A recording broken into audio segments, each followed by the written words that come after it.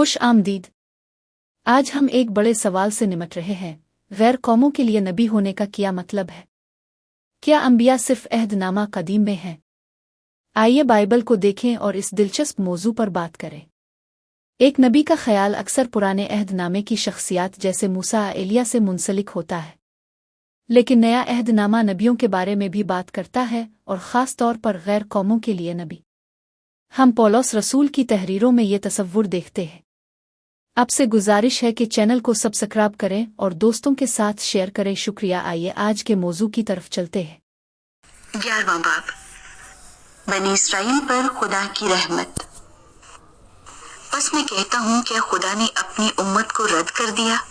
ہرگز نہیں، کیونکہ میں بھی اسرائیلی، ابراہیم کی نسل اور بنیامین کے قبیلے میں سے ہوں۔ خدا نے اپنی اس امت کو رد نہیں کیا جسے اس نے پہلے سے جانا۔ کیا تم نہیں جانتے کہ کتاب مقدس ایلیاہ کے ذکر میں کیا کہتی ہے؟ کہ وہ خدا سے اسرائیل کی یوں فریاد کرتا ہے کہ اے خداوند، انہوں نے تیرے نبیوں کو قتل کیا اور تیری قربان گاہوں کو ڈھا دیا۔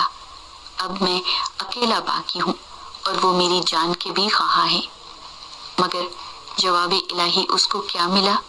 یہ کہ میں نے اپنے لیے 7,000 آدمی بچا رکھے ہیں جنہوں نے بال کے آگے گھٹنے نہیں ٹیکے۔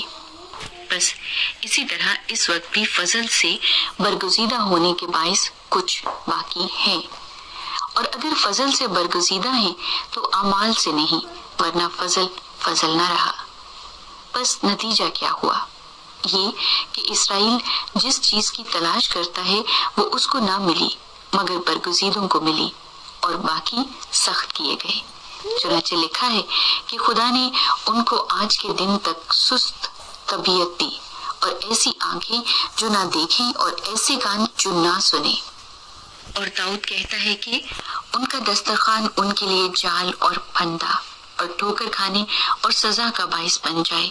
ان کی آنکھوں پر تاریکی آ جائے تاکہ نہ دیکھیں، اور تو ان کی پیٹھ ہمیشہ جھکائے رکھ۔ بس میں کہتا ہوں کہ کیا انہوں نے ایسی ٹھوکر کھائی کہ گر پڑے؟ ہرگز نہیں، بلکہ ان کی لغزش سے غیر قوموں کو نجات ملی تاکہ انہیں غیرت آئے۔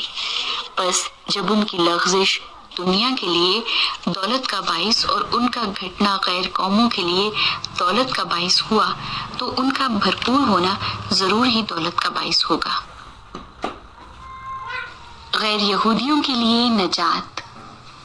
میں یہ باتیں تم غیر قوموں سے کہتا ہوں، چونکہ میں غیر قوموں کا رسول ہوں، اس لیے اپنی خدمت کی بڑائی کرتا ہوں، تاکہ کسی طرح سے اپنے قوم والوں کو غیرت دلا کر ان میں سے بعض کو نجات دلاؤں۔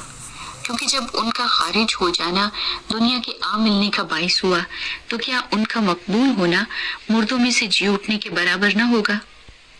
جب نظر کا پہلا پیڑا پاک ٹھہرا تو سارا گدا ہوا آٹا بھی پاک ہے، اور جب جڑ پاک ہے تو ڈالیاں بھی ایسی ہی ہیں۔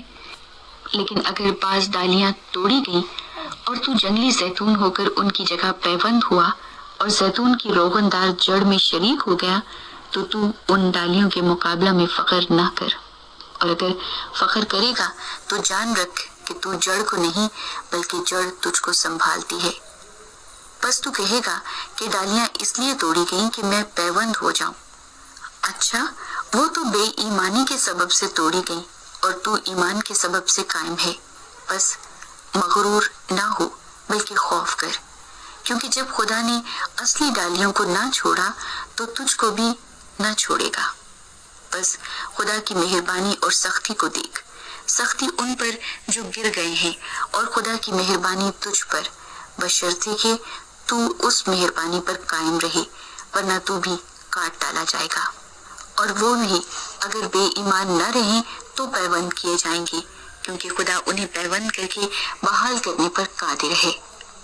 اس لیے کہ جب تو زیتون کے اس درخت سے کٹ کر جس کی اصل جنگلی ہے، اصل کے برخلاف اچھے زیتون میں پیوند ہو گیا، تو وہ جو اصل ڈالیاں ہیں اپنے زیتون میں ضرور ہی پیوند ہو جائیں گی۔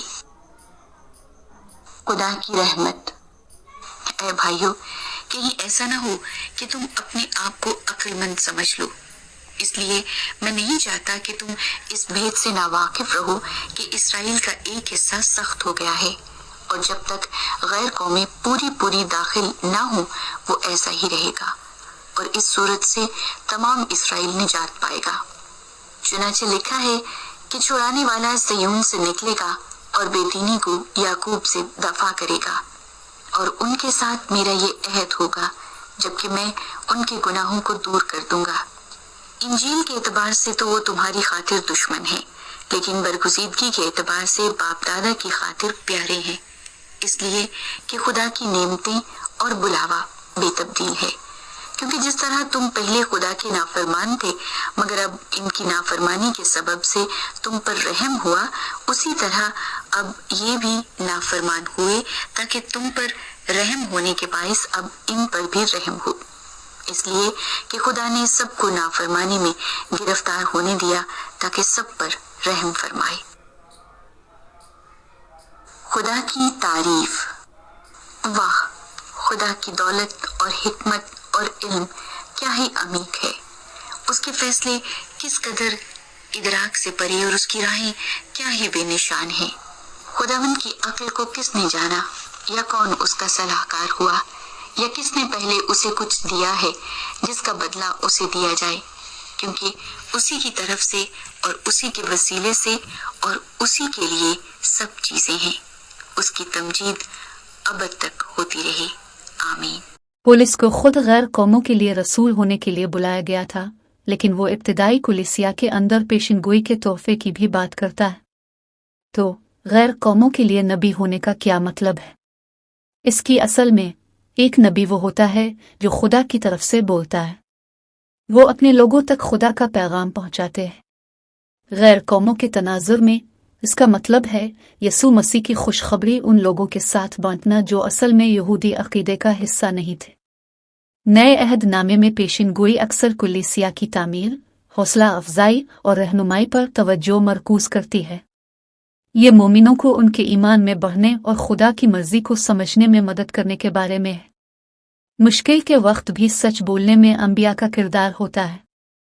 इसमें गुनाह को पुकारना और झूठी तालीमात के खिलाफ तंबीह शामिल हो सकती है। यह खुदा के मेयारात को बरकरार रखने और कुलिसिया को सही रास्ते पर रहने में मदद करने के बारे में है। ये याद रखना ज़रूरी है कि नए अहद नामे में पेशीनगोई पुराने अहद नामे की पेशीनगोई से मुख्तलिफ है। जबकि पुराने अहद नामे के नबी अक्सर मुस्तकबिल के वाक़यात की पेशीनगोई करते थे, नए अहद नामा की पेशीनगोई खुदा के कलाम को हाल में बताने के बारे में ज़्यादा है। यह खुदा की मर्जी को समझने और उसे अपनी जिंदगियों में लागू करने के बारे में है। तो क्या इसका मतलब यह है कि आज भी गैर कौमों के लिए नबी मौजूद हैं? बहुत से लोग यकीन रखते हैं कि पेशिनगोई का तोहफा चर्च में मौजूद है। वो बहस करेंगे कि खुदा अब भी लोगों को अपनी तरफ से बोलने, मोमिनों की इस्लाह और हौसला अफजाई के लिए बुलाता है। ताहम समझदार होना भी ज़रूरी है। हर कोई जो नबी होने का दावा करता है वो हकीकी मानों में खुदा के लिए बात नहीं कर रहा है। हमें बाइबल के खिलाफ हर चीज़ को जांचने की ज़रूरत है ताकि ये यकीनी बनाया जा सके कि ये खुदा के कलाम के मुताबिक है। आपका क्या ख्याल है? क्या आपको यकीन है कि आज गैर कौमों के लिए नबी हैं? ज़ैल में तबसरे में अपने ख्यालात का इश्तिराक करें और बाइबल की मज़ीद दरियाफ्तों के लिए लाइक और सब्सक्राइब करना ना भूलें। अपना और अपने प्यारों का ख्याल रखिए। खुदावंद आपका हामी और नासिर हो। आमीन सुम आमीन।